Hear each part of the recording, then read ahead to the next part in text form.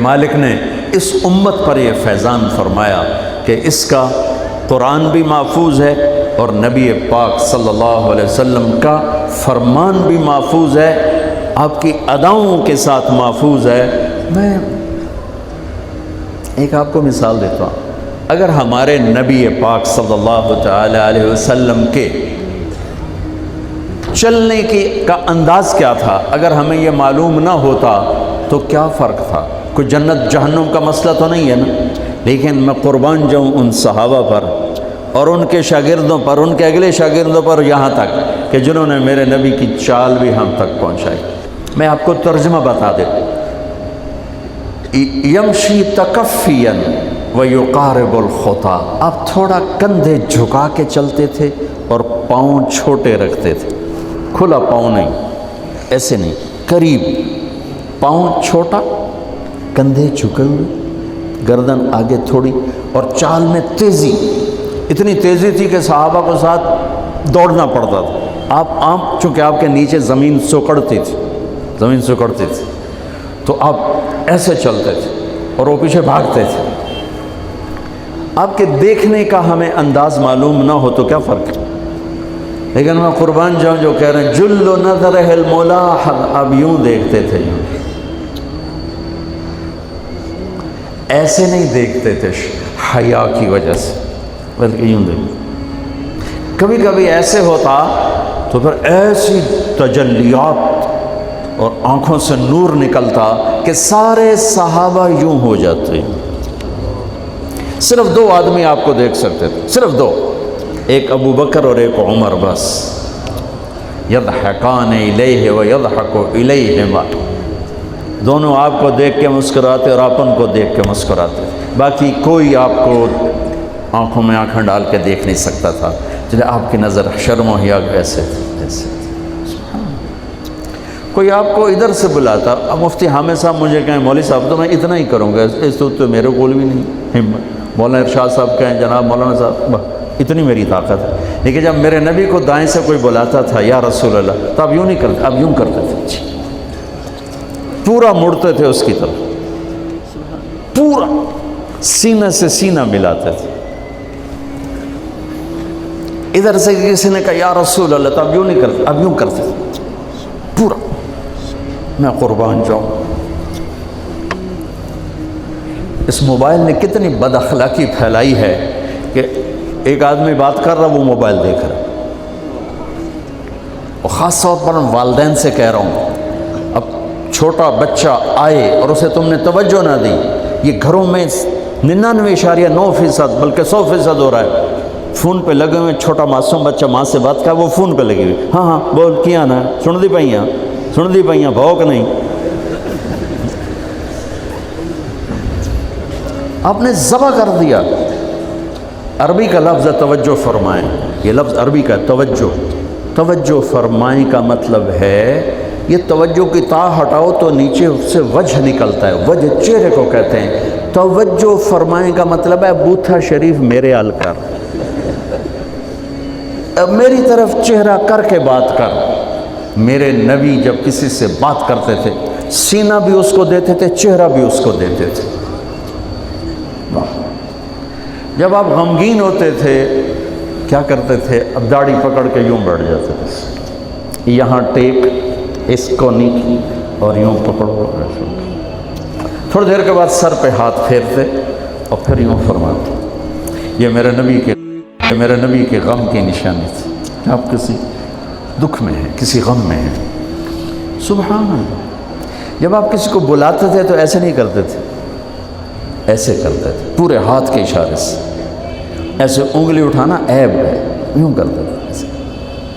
جب آپ محفل میں بیٹھتے تھے تو چوکڑی مار کے بیٹھتے تھے، اتحیات صرف نماز میں آپ کی ہے، باقی آپ چوکڑی مار کے بیٹھتے تھے، اور پوری محفل میں ٹانگ نہیں پھیلاتے تھے، چاہے کتنی لمبی مجلس ہو جائے ٹانگ نہیں پھیلاتے تھے کبھی بھی۔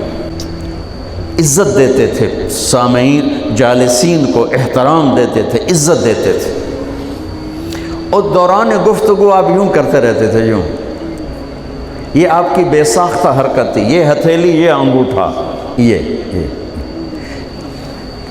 ہر آدمی میں نا کوئی اس کی جسم کی غیر ارادی حرکت ہوتی ہے. جیسے میں اپنے انگوٹھے کو یوں کرتا رہتا ہوں، یہ میری بچپن کی عادت ہے، مجھے پتہ بھی نہیں ہوتا میں انگوٹھا ایسے کر رہا ہوتا ہوں. تو میرے نبی کی بغیر ارادے کے ہاتھوں کی حرکت تھی. آپ دوران گفتگو یوں فرمایا کرتے، یا آپ کو اوپر کر کے دکھا رہا ہوں، ورنہ آپ یہاں ہاتھ ہوتے تھے اور آپ یوں فرماتے رہے. واہ کیا صحابہ تھے، کہ ہر شے ہم تک پہنچا. جب آپ غصے میں ہوتے تھے تو ہماری طرح کوئی وہ اظہار تو ہوتا نہیں تھا، پھٹ پڑے وہ بھی نہیں ہے، ڈانٹ ڈپٹ وہ بھی نہیں ہے. اس کو برداشت کیا ہے، اس کا رد عمل آیا ہے چہرے پر. کیا یہاں ایک رگ تھی جو غصے میں ابھر آتی تھی، وہ ایسے ایسے ایسے ایسے ایسے کرتے، بینہما عرق یدرہ الغضب، ٹک ٹک ٹک ٹک. تو اس سے اندازہ ہوتا تھا غصے میں کسی پر اظہار ناراضگی ہے تو ہم تو لان تان کرتے ہیں. آپ کیا کرتے تھے؟ ادھر سے ابو ہریرہ آ رہے ہیں، آپ ان پہ ناراض ہیں اور ان کو بتانا بھی چاہتے ہیں، اور یہ ناراضگی ان کی کسی تربیتی پہلو کی وجہ سے ہے. من انتصر لنفسہ لا یغضب لنفسہ ومن انتصر لها. ساری زندگی اپنی وجہ سے نہ کسی پہ ناراض ہوئے نہ کسی کی ڈانٹ ڈپٹ کی. تو جب ادھر سے آ رہا ہے نا ابو ہریرہ اور آپ ان کو اظہار ناراضگی فرمانا چاہتے ہیں تو یوں دیکھا اور ساتھ ہی یوں ہو جاتے تھے. بس ادھر سے انس آ رہے ہیں، آپ ان پہ ناراض ہیں، دیکھتے ہی آپ یوں ہو جاتے تھے. بس یہ اتنا تھا میرے نبی کی ناراضگی کا اظہار کہ آپ لگتا ہے ناراض. جب آپ خوش ہوتے تھے تو یہ جگہ گلابی ہو جاتی. پہلے بہت خوبصورت رنگ تھا گلابی، لیکن یہ اور زیادہ چمکنے لگتے، اس میں سے نور نکلنے لگتا تھا.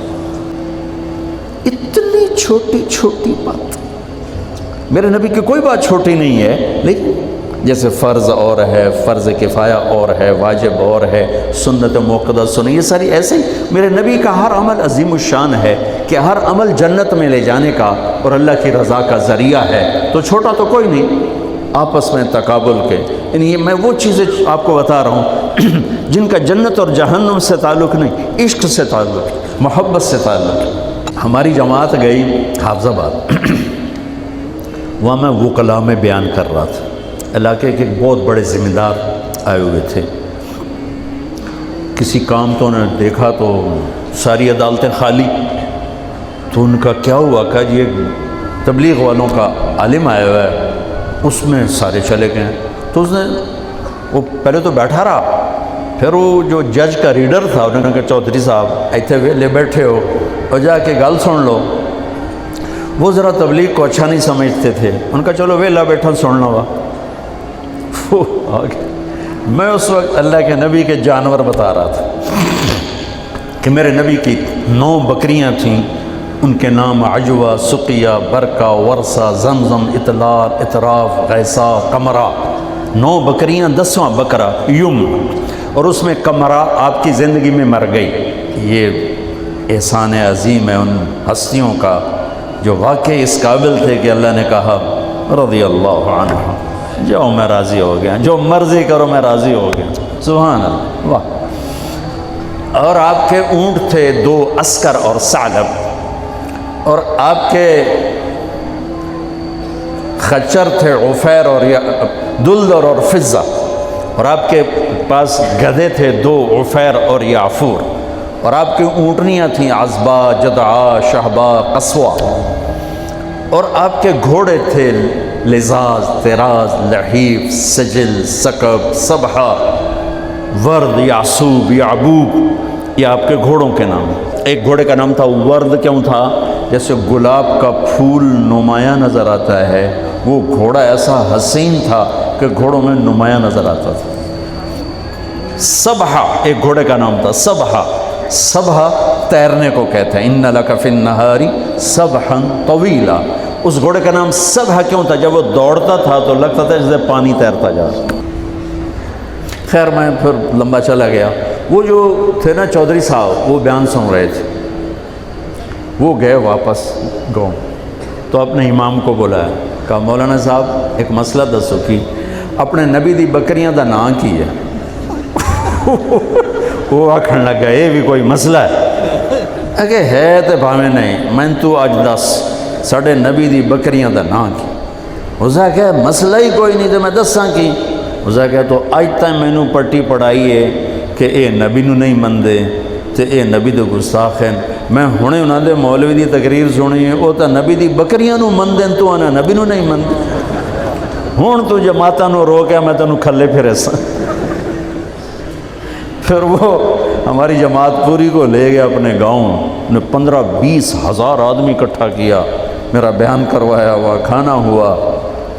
تو میں قربان جاؤں، آپ اسی سلسلے کی کڑی چل رہے جنہوں نے نبی کے علم کو لیا